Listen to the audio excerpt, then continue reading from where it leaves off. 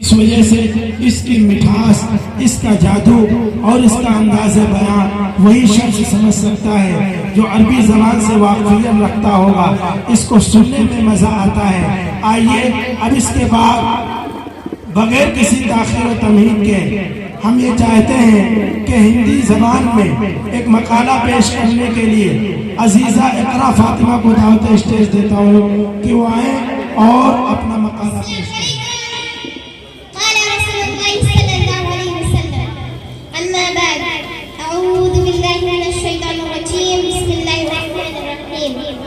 मेरा नाम इकरा फातिमा।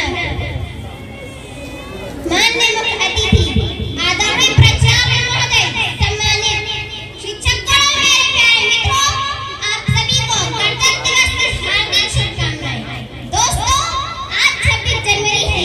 हमारा गणतंत्र दिवस ये वो दिन है जब हर भारतीय के मन में देशभक्त की लहर और मातृभूमि के प्रति अपार स्नेह और सम्मान जाग उठता है। मैं आप सभी को फिर से हमारे रिपब्लिक डे की हार्दिक शुभकामनाएं। दोस्तों, रिपब्लिक डे क्या है? रिपब्लिक डे क्या है? गणतंत्र का अर्थ। दोस्तों, रिपब्लिक शब्द लैटिन शब्द रेस रिपब्लिक से बना है, जिसका मतलब है संबंधित, यानी रिपब्लिक कुछ ऐसा है जो लोगों से जुड़ा है।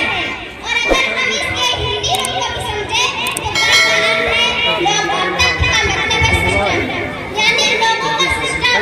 रिपब्लिक या गणतंत्र एक ऐसी व्यवस्था है जिसमें देश लोगों का होता है, सरकार लोगों की होती है, और इस सिस्टम को बहाल करने का सबसे बड़ा माध्यम है लोकतंत्र यानी डेमोक्रेसी, जिसे अब्राहम लिंकन ने बड़े सरल शब्दों में समझाया है कि लोकतंत्र जनता का जनता के जनता द्वारा शासन है। और हमें इस बात का गर्व है कि भारत दुनिया का सबसे बड़ा लोकतंत्र है। पर रिपब्लिक की जरूरत पड़ी क्यों?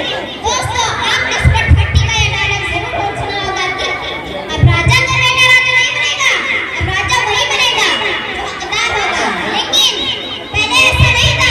पहले राजा का बेटा ही राजा बनता था, चाहे वो काबिल हो या नहीं हो।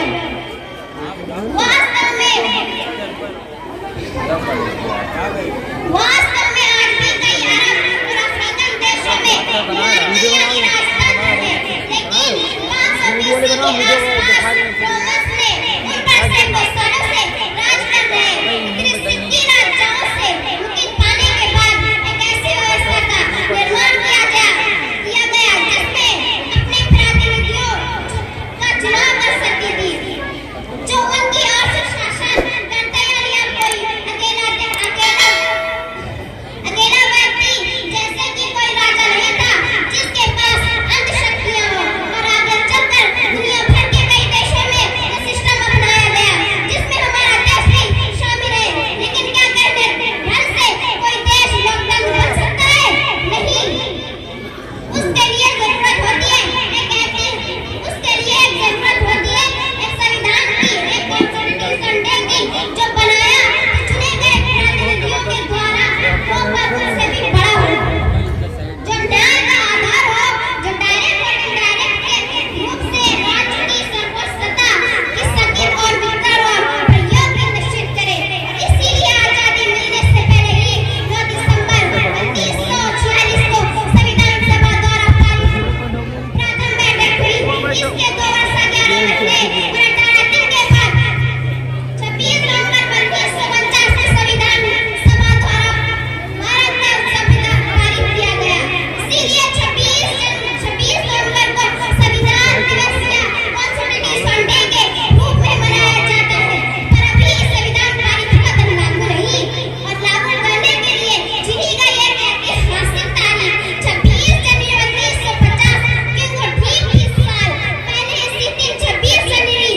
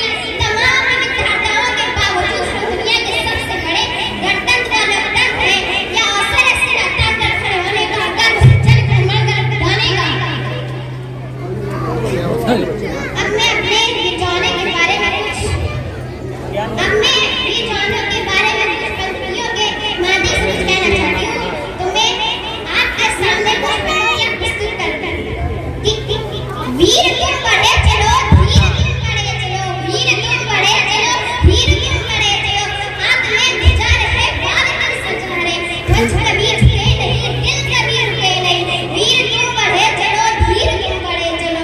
सामने पहाड़ हो, सिंह की दहाड़ हो, तुम निडर हटो नहीं, तुम निडर डरो नहीं। वीर क्यों बढ़े चलो, धीर क्यों बढ़े चलो।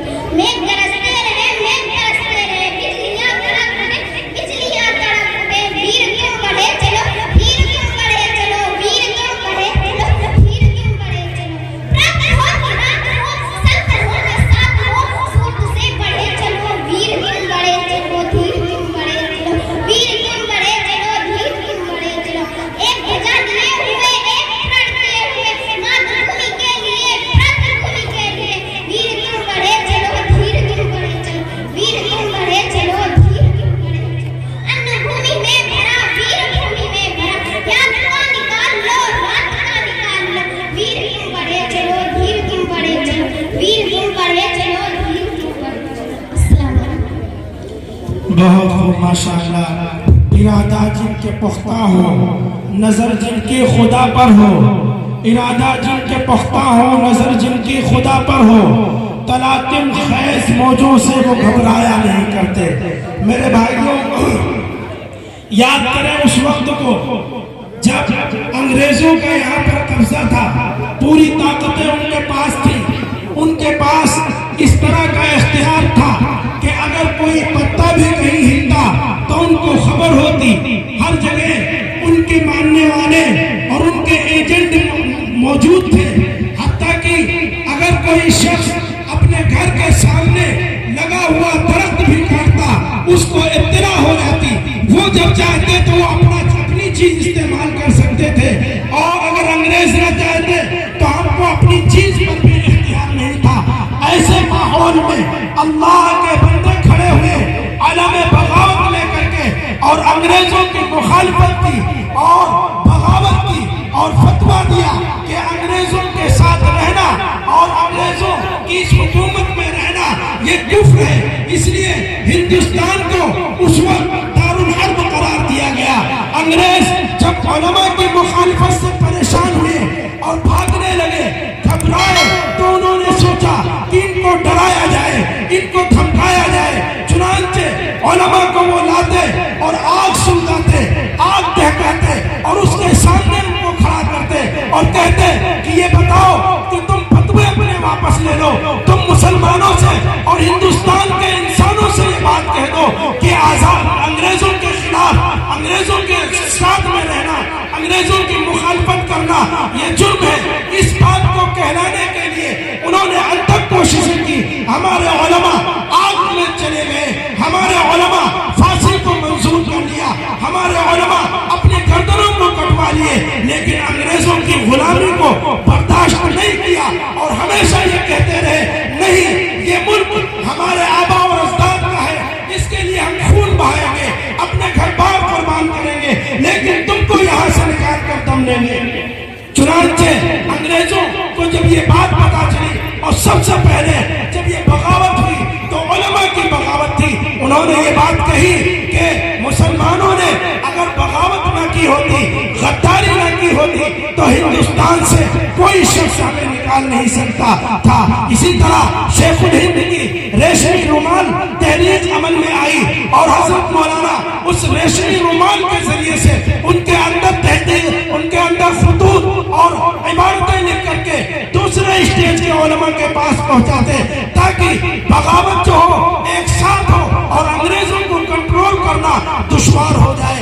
इस वजह से ऐसे तदबीरें इख्तियार की, तब हिंदुस्तान को और हम हिंदुस्तानियों को गुलामी से आजादी मिली। आज हम तहे दिल से उनका शुक्रिया अदा करते हैं, उनको तहसीने अकीदत पेश करते हैं कि अगर अल्लाह रब्बुल इज्जत उनकी कब्रों को नूर से भर दे, अल्लाह रब्बुल इज्जत वो जज्बे हमारे अंदर पैदा कर दे।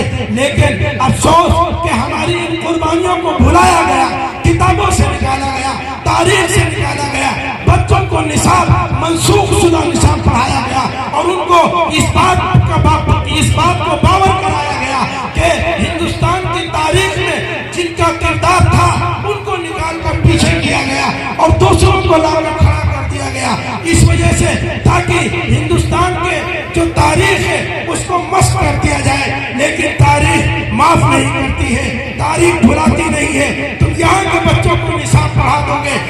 लेकिन अंग्रेज खुद इस बात की गवाही देते हैं और शाहिद है और कहते हैं कि मुसलमानों ने अगर बगावत ना की होती, इनके मुल्ला अगर खड़े ना हो जाते तो हमको इस देश से कोई निकाल नहीं सकता था। आज भी इसी वजह से हम फख्र से ये बात कह सकते हैं कि हिंदुस्तान के अंदर जो संविधान है, जो कानून वज़ा किया गया है, जिसको लोगों ने नाफिज किया है, वो हमें भी बराबरी का हक देता है। जिस तरह हिंदुस्तान के रहने वाले तमाम नागरिकों को, तमाम बाशिंदों को बराबरी का हक देता है, इसी तरह इस्लाम के मानने वाले मुसलमानों को भी बराबरी का हक देता है। चुनांचे हमारे इस मुल्क में इस बात की इजाजत है कि हम अपनी शरीयत को, अपने कुरान की तालीमात को इंसानों के सामने रख सकते हैं, अपने मशवरे उनके सामने रख सकते हैं। इसी तरह हर मजहब के मानने वाले के लिए ये बात है और ये इजाजत दी गई है, संविधान में उसको ये हक हासिल है कि वो अपने मजहब की तबलीग और उसकी नशर और इशाअत कर सकता है। मैं चराग हूँ, दीवार है न छत मेरी, मैं वो चराग हूँ, दीवार है न छत मेरी, हवाएं करती फिरती हैं, हवाएं करती हैं फिर भी मुखालिफत मेरी, मैं वो चराग हूँ, दीवार है न छत मेरी, हवाएं फिर भी करती हैं मुखालिफत मेरी, मैं बादशाह हूँ गुजरे हुए जमाने का, मैं बादशाह हूँ गुजरे हुए जमाने